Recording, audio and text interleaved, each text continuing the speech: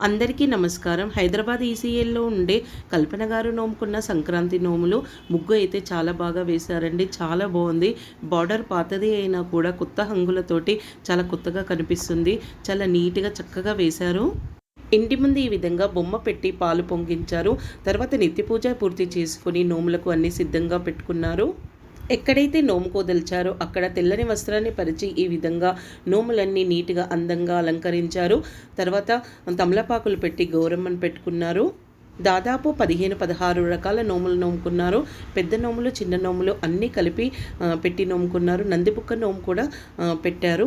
ఈ విధంగా శివపార్వతుల ఫోటో పెట్టి అలంకరించారు. ఈ సంవత్సరం సంక్రాంతి సోమవారం వచ్చింది కదా, అందుకని ఈ విధంగా శివపార్వతుల ఫోటో పెట్టుకొని కైలాసగిరి లేదా కైలాస పర్వతం నోము అయితే నోముకున్నారు. ఇలా శివుడికి సంబంధించిన నోములే కాకుండా గౌరీదేవికి సంబంధించిన నోములు కూడా చాలామంది నోముకున్నారు.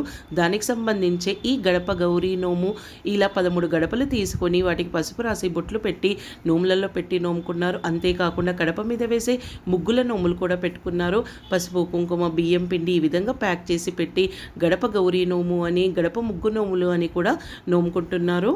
అలా గౌరీదేవికి సంబంధించిన ఇంకొక నోము వచ్చేసి గంగా గౌరీ నోము. ఈ విధంగా గిన్నెలలో గంగాదేవిని పెట్టి పైన ప్లేట్ పెట్టి గౌరీని పెట్టి నోముకున్నారు. అంటే 13 ప్లేట్లలో కూడా 13 విడివిడిగా గౌరమ్మలు పెట్టుకొని నోముకోవాలి. ఈ విధంగా గంగా గౌరీ నోము అని కూడా నోముకున్నారు. ఇక సంక్రాంతి నోములలో ముఖ్యమైన నోము వచ్చేసి 5వ పటువ పసుపు కుంకుమ నువ్వులుండలు పప్పుండలు ఈ విధంగా పెట్టుకున్నారు. ఇది వచ్చేసి ధనం ధాన్యం నోము. ఇక ఈ నోము వచ్చేసి పసుపు కుంకుమ గాజులు నల్లపూసల నోము. ఇది వచ్చేసి పులగం గిన్నెల నోము అని పులగం తయారు చేసి ఈ విధంగా 13 గిన్నెల్లో పెట్టి గౌరమ్మని పెట్టి నోముకున్నారు. ఇది ఆదిత్య హృదయ పుస్తకాల నోము. పిండి డబ్బాల నోము. ఈ విధంగా 13 డబ్బాలు తీసుకొని పిండి పోసి పిండి డబ్బాల నోము అని పెట్టుకున్నారు. ఇంకా రబ్బర్ బ్యాండు క్లిప్పులు ఇంకా టీ జాలీల నోము అని చెప్పేసి వాళ్ళ అమ్మాయికి నోమించారట. ఇలా ఇంట్లో అన్ని రకాల నోములు నోముకున్న తర్వాత గుడికి వెళ్ళి నందిబుక్క నోము కూడా నోముకున్నారు. ఎందుకంటే సంక్రాంతి సోమవారం వచ్చింది కదా, ఈ సంవత్సరం నందిబుక్క నోము నోముకుంటే చాలా మంచిదని అన్నారు. ఎందుకంటే శివుడికి ఇష్టమైన వాళ్ళలో ముఖ్యమైన వాడు వచ్చేసి నందీశ్వరుడు. కిలోంబావు శనగలు నానబోసి సెల్లా తీసుకొని సెల్లాలో శనగలు పోసి నంది మూతికి కట్టి గంట కట్టి అక్కడ గౌరమ్మను పెట్టుకొని ఈ విధంగా జంటగా నందిబుక్క నోము నోముకున్నారట.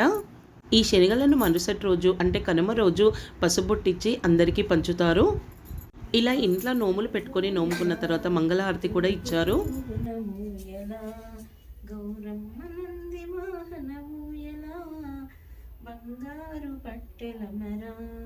గౌరమ్మయంగాయు ముసుగుజారా అంగనామనుల కొరకు గౌరమ్మ కియ్యవలి వాయనములు చూగుతూ ఊయలా గౌరమ్మ హారిని పార్వతి ఊయలా నాగభూషణ ఊయలా నంది వాహన ఊయలా.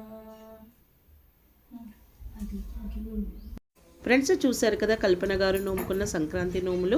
మీరైతే ఎలా నోముకున్నారు అనేది కామెంట్ చేసి చెప్పండి ఫ్రెండ్స్ ఈ వీడియో చూస్తున్న వాళ్ళలో ఎవరైనా ఇప్పటి వరకు మా ఛానల్ని కనుక సబ్స్క్రైబ్ చేసి ఉండకపోతే సబ్స్క్రైబ్ చేయండి. పక్కనే ఉన్న బెల్ ఐకాన్ని క్లిక్ చేయండి.